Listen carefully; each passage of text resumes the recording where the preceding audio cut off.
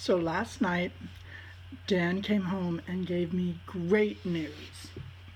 He told me that the Supreme Court basically said a giant fuck you to law enforcement. So, it should be no surprise to anyone that law enforcement has been seizing millions of dollars worth of property every single year and auctioning it off whether you're guilty or not. And so even if you're found innocent, they long ago sold off your property. And in the past, when this has come up on Facebook, I've left comments like, this is why the police department is the modern day mafia, or at least a contributing factor. And so I do believe the Supreme Court ruled 9-0 that it is excessive fines. So if someone commits a crime and the maximum fine is $10,000 and you seize their car that's $40,000, you cannot do so because you've just basically created an excessive fine. So I'm very excited that the Supreme Court is going against law enforcement here because of the fact that I've always thought that it was wrong that they could seize an entire house because somebody's smoking marijuana on the property or any other crime. It doesn't matter. And so now this basically sets a precedent that is going to make it more and more difficult for law enforcement to do so. And because of this ruling, we're going to start seeing a lot more cases that are going to start finding their way into the federal court system and all the way to the federal Supreme Court around this area, because in the ruling the Supreme Court gave, they did not really define in detail what is and is not excessive fines in the way of seizing property and what law enforcement can and can't do into the details. I wish they would have made a ruling that was far more detailed, but unfortunately this is the way the legal system works. There are rulings that basically bring it in a little bit, and then you have to wait for the next case to bring that definition or what that law means. You have to bring it in a little closer and a little tighter each case. So it's just the way the legal system works, unfortunately. But it would have been nice if the Supreme Court would have tightened that loophole real tight that basically makes it virtually impossible for law enforcement to seize property. And it was another giant fuck you to states' rights. Some of the state in question for this case basically said that section of the Constitution didn't apply to the states. And the states were basically claiming state sovereignty and their absolute right to make their own laws and be their own governing entity. And I know a lot of people believe in states' rights, but states' rights do exist. However, there's a giant but in that states' rights. And I feel like only people that are truly undereducated about our legal system believes wholeheartedly in absolute state rights. Because the giant but that is in states' rights is the moment that state signed on to be part of the federal government of the United States of America, they lost their right to be absolute sovereign states. They now must, all their laws and including their state constitution must adhere to the Constitution of the United States. So all these people that are all upset every time the federal courts take away more state sovereignty, I'm like, get your head out of the clouds. That right was given up the moment the state signed on to the federal government. And so you have to adhere to the Constitution. You don't get a choice anymore. That choice is long ago gone. So I'm glad that this is another ruling that basically says, yes, you may have state sovereignty as long as it is complying with the Constitution, which also means they must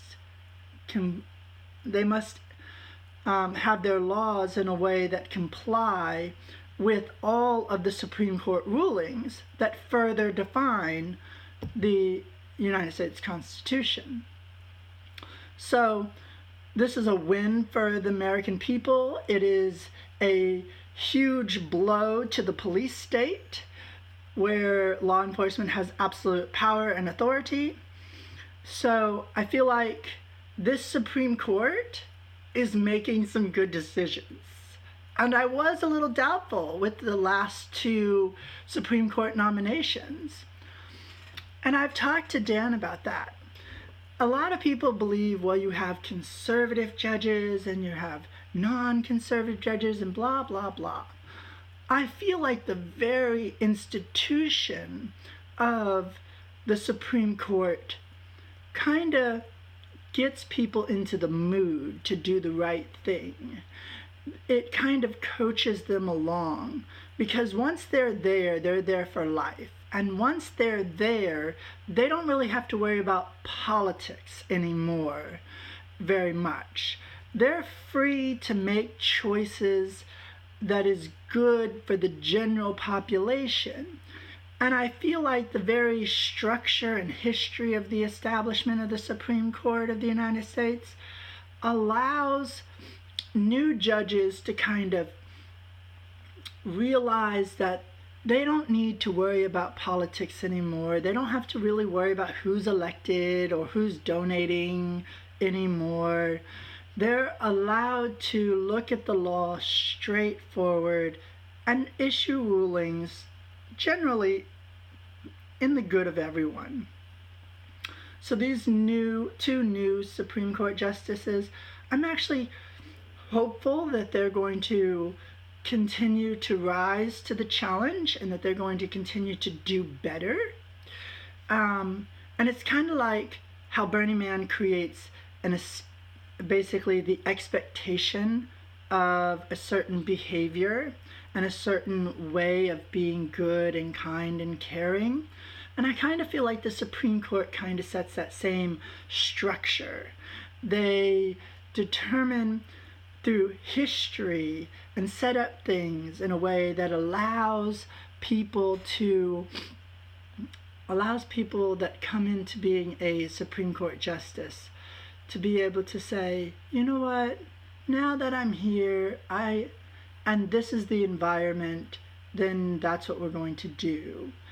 And it's one of the few cases of groupthink behavior that I feel is fundamentally good, is the way that the Supreme Court is structured. But yes, huge blow against law enforcement for profit, a giant fuck you to law enforcement for profit. But I also feel like we have another major issue that society needs to be dealing with and talking about. And that is law enforcement wearing their uniform when they're not on duty. Because this practice of allowing law enforcement to wear their uniform or drive a police car that is issued by the law enforcement when they're not on duty basically allows them to be law enforcement for hire. And the way that works is if you, and my brother works for the Sheriff's Department, so I know a good amount of what goes on in the structure of law enforcement. And like I said before in other videos, I know a lot of police officers through my interactions and running for public office. So what happens is, since they're allowed to wear their uniform and their badge when they're not on duty, like when they're going to work, or if they're hired by a private security firm, they're allowed to wear their uniform. And they're allowed to drive that police car if it's issued to them, and they're allowed to take it home. And that depends on the law enforcement entity that makes those policies. So if they're allowed to use that police car and they're allowed to use that uniform when they're not on duty and be wearing that uniform, and then they take a job as a security guard, then we've basically said as a society that we are going to have public law enforcement for hire, for the wealthy enough to buy it. And that is what I disagree with. I feel like no law enforcement officer should be able to wear their badge, wear their uniform, or drive a police car if they're not on duty. I feel like we should go as far as the uniform and the badge must stay at the police station or the sheriff's department office in which they work, and they have to change into it when they get to work and clock in, and they have to change out of it when they're no longer on the clock. This way we can stop the practice of private law enforcement that is public law enforcement. Because if you're having private law enforcement for those wealthy enough to buy it that are public law enforcement officers wearing their public law enforcement uniform and badge, then you've just created the system where law enforcement that is supposed to be protecting the good of the people and enforcing the laws of the land, now they are guns for hire to those wealthy enough to afford them. And yes, generally law enforcement officers that wear their uniform badge or use their police cruiser while doing a job that is a private security guard, they usually get that as a second job. That's not something law enforcement contracts out. You're going to go here and do that. But some of that does happen. For an example, here in Austin, we have Capital Metro.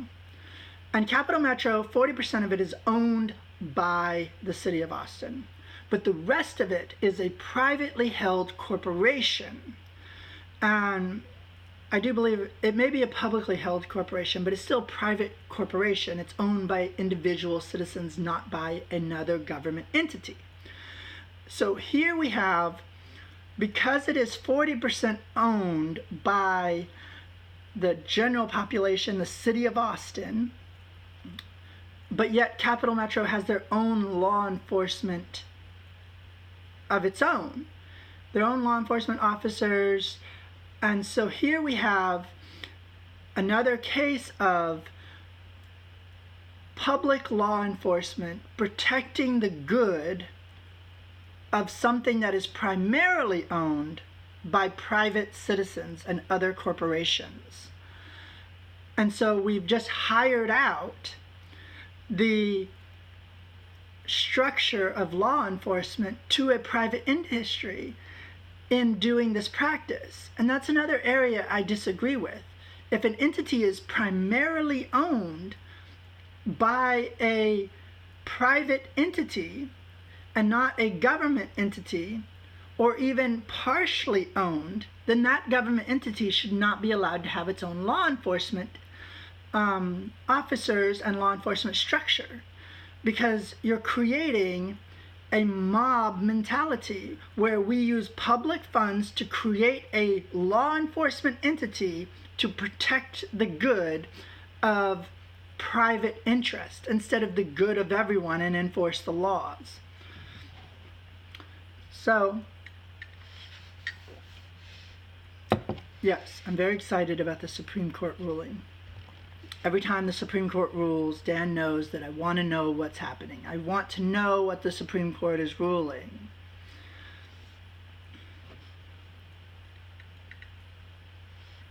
Sorry, I'm still having my coffee. I haven't had breakfast yet. And I still haven't gotten a haircut.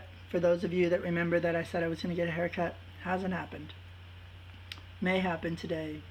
Probably not going to happen today. That's just the way things go.